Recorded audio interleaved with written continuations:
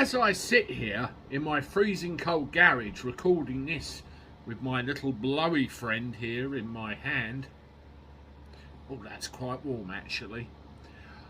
I read news, I hear things, and I get told by people some of the experiences that people are going through with regard to heating their own homes. I don't know about you, but I've had just about enough of it.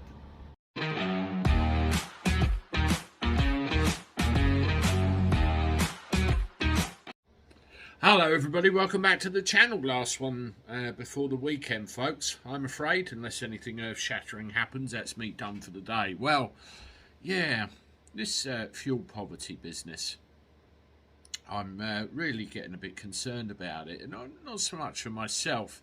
I've got a bit of a problem at the moment, but I'm dealing with it. You know, if you have a problem, you talk to the relevant person and sort it out if they're prepared to listen. And in this case, the Gas and Electricity Board, they're listening. But then I look at others around me. I mean, I know someone locally that's on a prepayment meter for his gas and his electric. And we know statistically that both of these kinds of meters use a hell of a lot more of each resource than if you were on a monthly direct debit. And we're seeing temperatures over the last couple of days in the minus figures. And the person I'm thinking of lives in a seafront flat with a hurricane force gale flying up the middle of his road, let alone anything else. How is he to cope with all this, especially being on a low income? Well, that person is being helped the best they can be, and I know he's most grateful. Well, I saw a video yesterday on YouTube. I'm going to name him because I know he won't mind. Sanity Checkers, Ryan. He did a video about the situation within his house.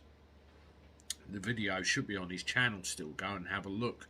And he was explaining that he lives in a 400-year-old house, and the rooms are quite large, high ceilings, all that sort of thing, all the oldie-worldy stuff.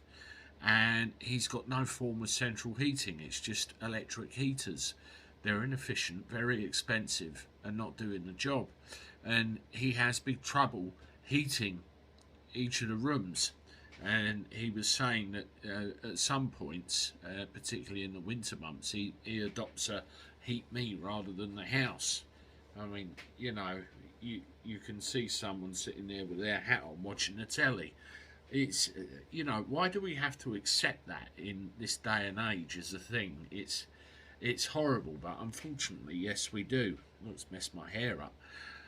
And my question is, what can we do to help these people? What more can we do?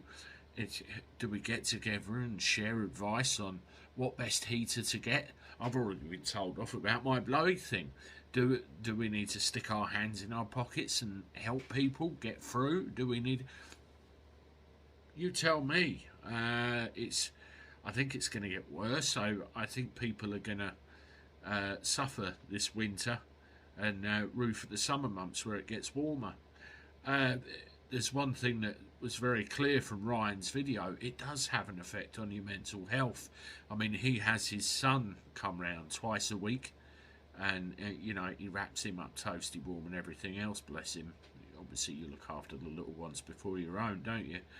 And you know, it's very, very heartbreaking watching this, and he's not going to be the only one. It's going to be others around the country as well. We all know somebody that's got something wrong somewhere with their finances, the setup in their house. What can we do to help? Is it worth just calling someone and saying, what can we do to help? I think that's what we're going to have to do, isn't it? We're going to have to help each other out. Let me know what you think about this in the comments below. I'm all ears. Let's use this community and share our views and our ideas. Anyway, I'm off. Don't forget, there'll be a live stream Sunday at 9 o'clock. I will come up at some point over the weekend and remind you of that.